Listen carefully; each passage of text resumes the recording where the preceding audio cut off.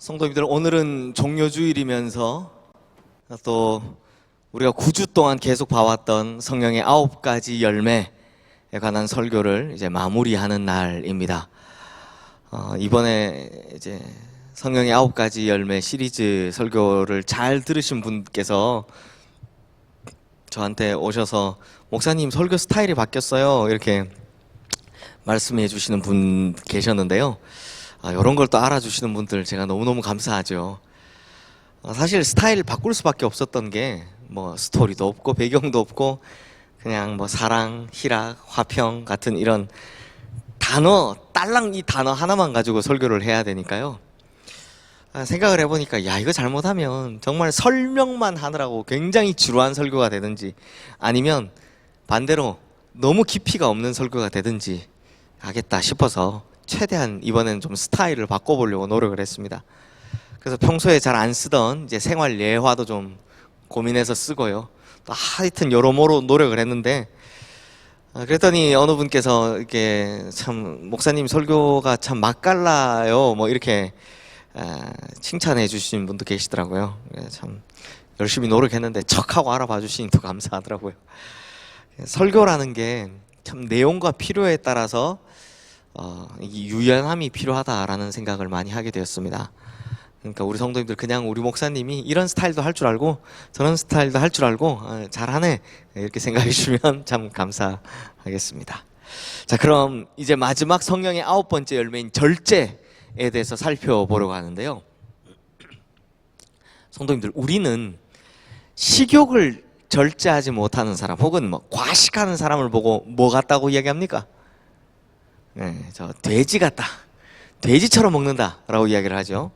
그런데 실제로는요, 돼지들은 위장의 80%가 차면 아무리 맛있는 것을 자기 눈앞에 갖다 놔도 더 이상 먹지를 않는다고 합니다. 그러니 돼지 입장에서는 좀 억울할 것 같아요. 돼지처럼 먹는다 라는 말은 사실 무슨 뜻입니까?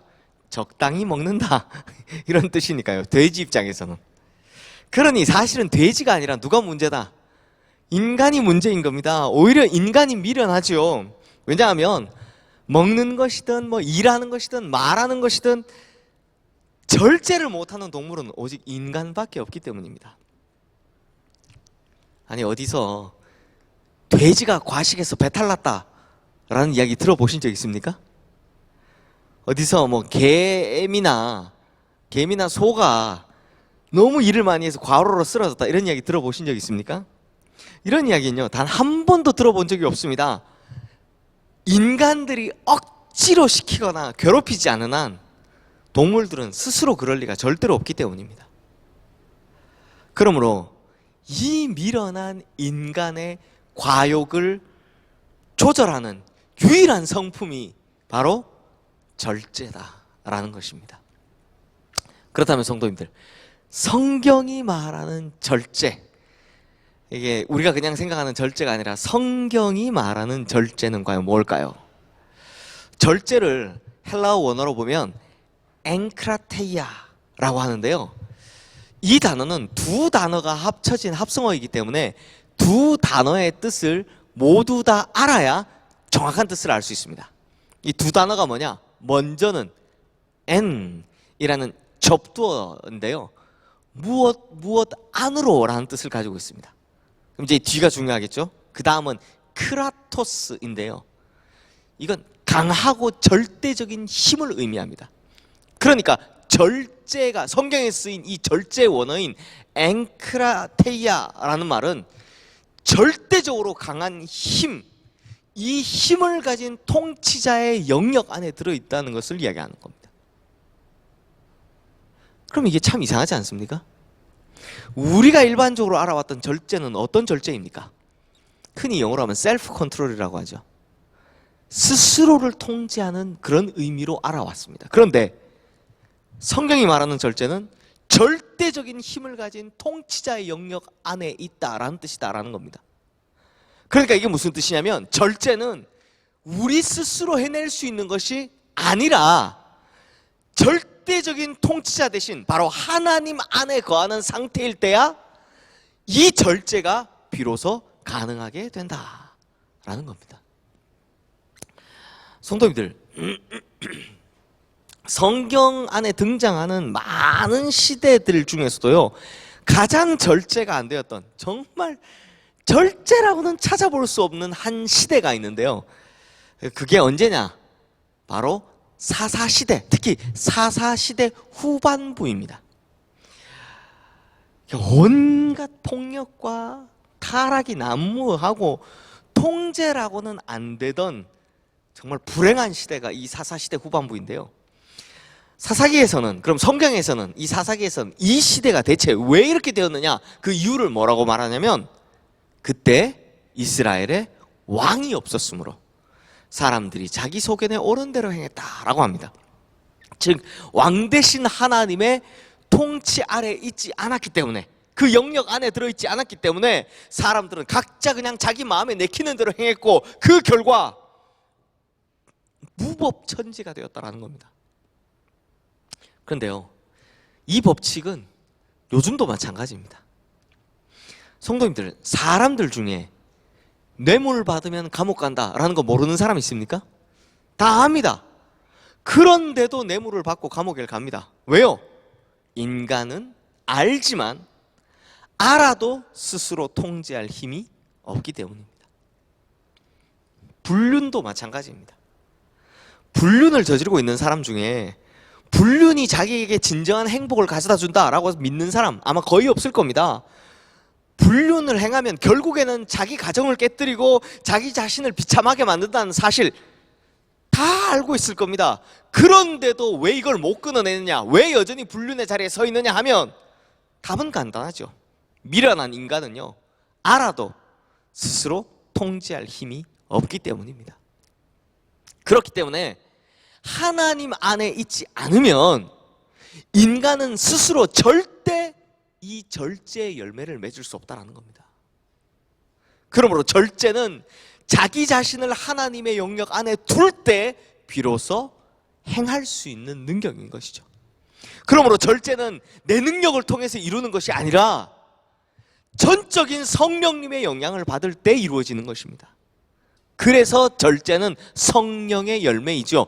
동시에 제가 생각해 보기엔 이건요, 우리를 바르고 올바르게 그리고 잘 살도록 인도하는 성령님의 선물인 것입니다. 그래서 이 시간에는요, 이 절제에 있어서 완전히 상반되는 두 명의 인물을 한번 비교해 보려고 합니다. 먼저 하나님에 의한 통제가 이루어지지 않아서, 즉 결국 절제가 없어서 완전히 망한 사람, 대표적인 인물 바로 구약의 사울 왕입니다. 사무엘상 19장 말씀해 보면요, 사울은 뭐 특별한 이유도 없고요, 그냥 막 질투의 화신이 되어서 다윗을 어떻게든 죽이려고 막 혈안이 돼 있는 모습이 나옵니다. 그러자 사울의 아들이면서 또 다윗의 절친이었던 요나단이 이런 아버지를 보다 못해 눈물로 호소를 합니다. 아버지, 어째서 아무 잘못도 없는 저 다윗을 죽이려고 합니까? 제발 그에게 죄를 짓지 마세요. 다윗은요, 나라가 위기를 만났을 때 자기 생명을 아끼지 않고 골리앗을 죽였으며 결국 이스라엘까지 구해냈습니다. 이 아들의 눈물 어린 호소를 듣고 큰 감동을 받은 사울이 이렇게 이야기를 합니다. 맹세를 하죠. 여호와께서 살아계심을 두고 맹세하거니와 다윗은 절대로 죽지 않을 거다. 내가 다윗을 죽이지 않겠다. 더 이상 다윗을 죽이지 않겠다라고 확실히 맹세했고, 그리고 이 맹세는 무엇을 두고 맹세했습니까? 하나님요, 여호와의 살아계심을 두고 맹세했습니다. 그런데요, 성경에 보면요, 이렇게 위대한 맹세를 하고 딱 3절 아래에, 뭐 길지도 않습니다, 3절 딱 아래에 그 밑에 보면 사울이 단창을 던져서 다윗을 죽이려고 하는 장면이 나옵니다. 여호와의 살아계심을 두고 맹세한다 하고 몇 절 지났다고요? 3절 지나고, 뭐 장면이 바뀐 것도 아닙니다. 그냥 3절 지나고 바로 창 들어 다윗을 죽이려고 합니다. 대체 사울이 왜 이럴까요? 성경이요, 이 과정을 아주 자세히 설명하고 있는데요, 거기에 보면 사울이 다윗을 향해 단창을 던지기 직전 아주 의미심장한 한마디를 거기다 써놨습니다. 붙여놨습니다. 사무엘상 19장 9절 말씀인데요. 뭐라고 써놨냐? 여호와께서 부리시는 악령이 사울에게 접하였으므로 입니다. 성도님들, 여기서 여호와께서 부리시는 악령이란 말 오해하시면 안 됩니다. 이거예요. 막 하나님께서 일부러 악령을 보내셔서 막 사울을 괴롭혔다, 이런 이야기가 아니고요. 모든 악한 것들조차 하나님의 통치 아래 있다, 이렇게 해석하시는 게 맞습니다. 대표적으로 욥기에 보면 사단이 욥을 시험할 때마다 누구한테 와서 허락받습니까? 하나님한테 와서 허락받는 장면이 나오잖아요. 이 사상이 구약 성경을 기록하던 사람들이 생각하던 하나님과 사탄의 관계이기 때문입니다. 그리고 좀 어려운 표현으로 병행구라고 하죠. 사무엘상 16장 4절 말씀에 보면, 그러니까 이 앞에요, 이 말씀에 대한 사전 설명이 이렇게 기록되어 있습니다. 여호와의 영이 사울에게서 떠나고 여호와께서 부리시는 악령이 그를 번뇌하게 한지라. 그러므로 정확히 설명을 해놨죠. 뭐라고요? 하나님께서는 이미 떠나셨고 그 빈자리에 누가 들어왔다는 겁니까? 이 악령이 들어왔다라는 겁니다. 그렇다면 성도님들, 자, 사울이 자기 스스로를 절제하지 못한 이유가 무엇입니까?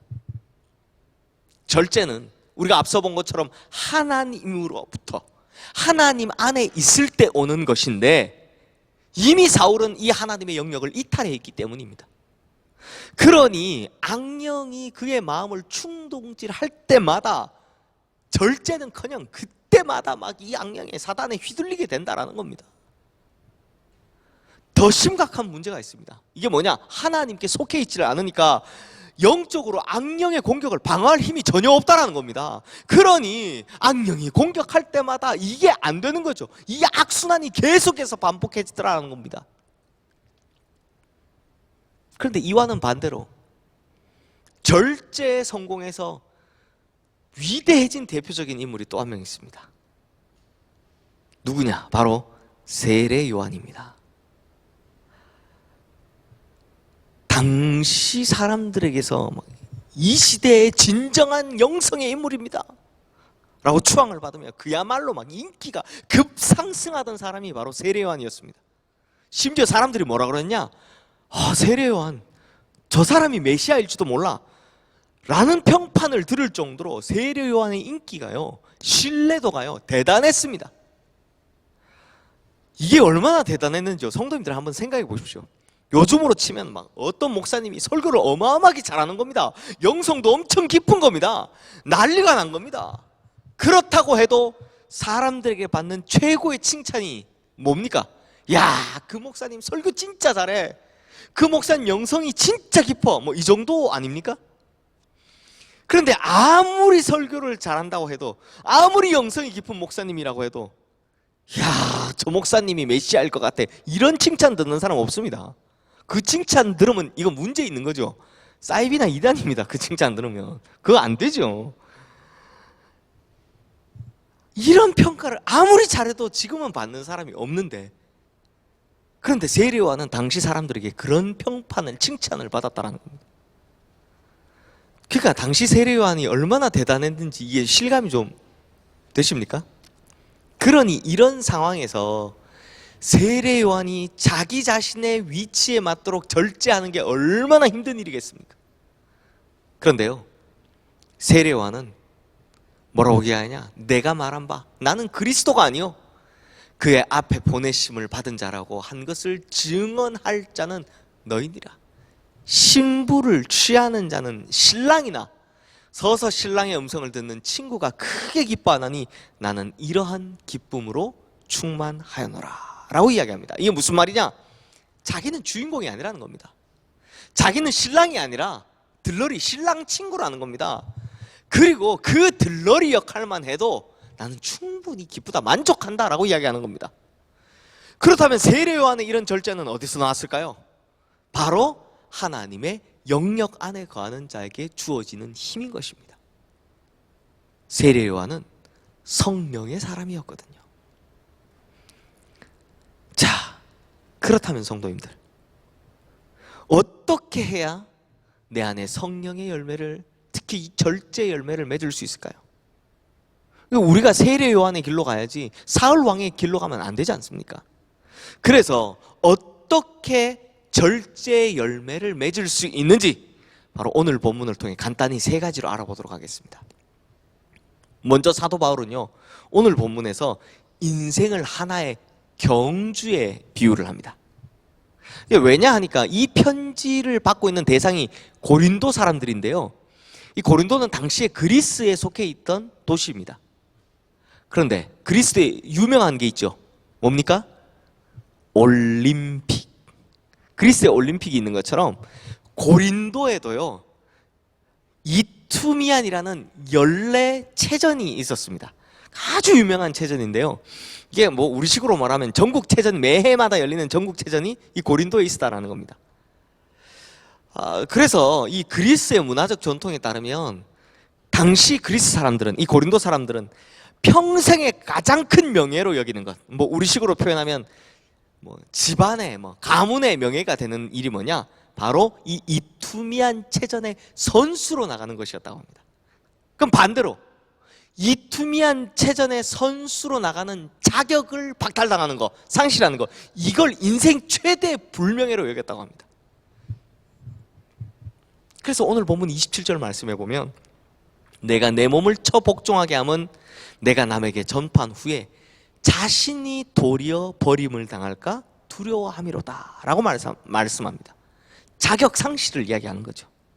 성도님들, 여기서 이 버림이라는 말요, 구원받았다가 다시 구원받지 못한 상태로 돌아간다, 이런 뜻이 아니고요, 아까 자격 상실 이야기한 것처럼 주님께 잘 쓰임받고 있다가 어떤 문제로 인해서 더 이상 주님께 쓰임받지 못하게 되는 것, 이걸 이야기하는 겁니다. 그래서 이게 NIV 영어 성경에 좀 정확하게 번역을 했더라고요. 이 버림이라는 단어를 disqualify, 자격을 박탈하다, 이 단어로 쓰고 있습니다.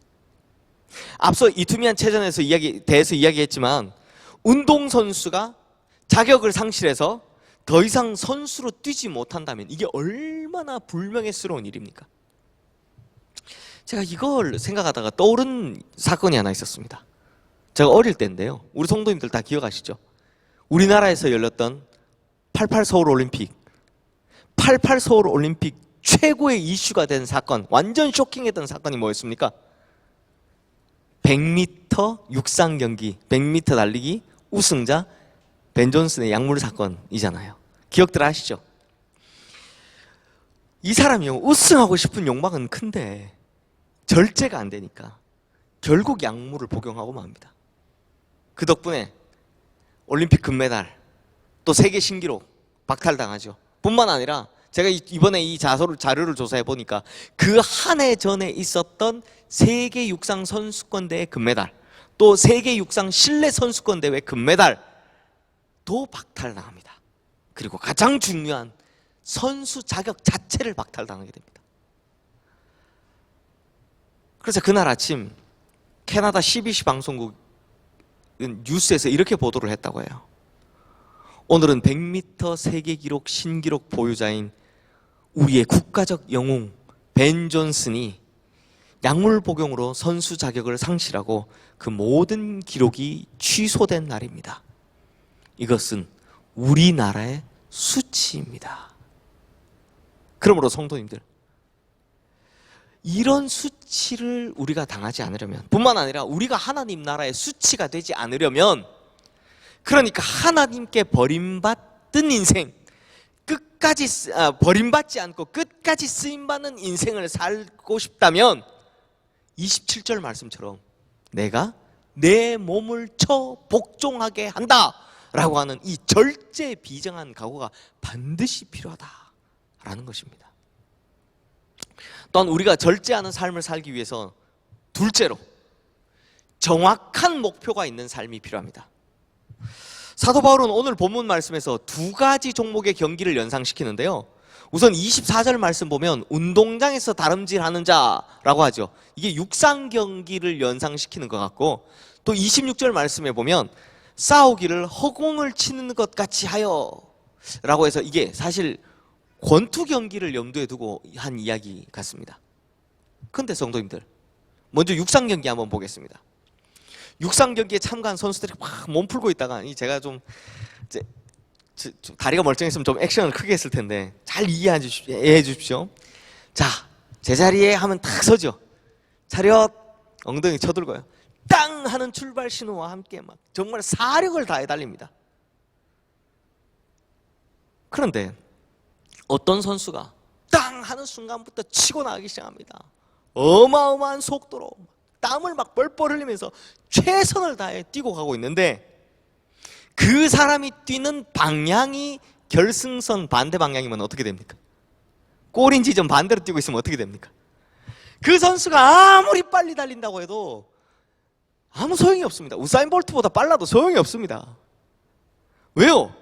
목표를 향해 달려가야 되기 때문입니다. 결승선을 향해 달려가야 되기 때문이죠.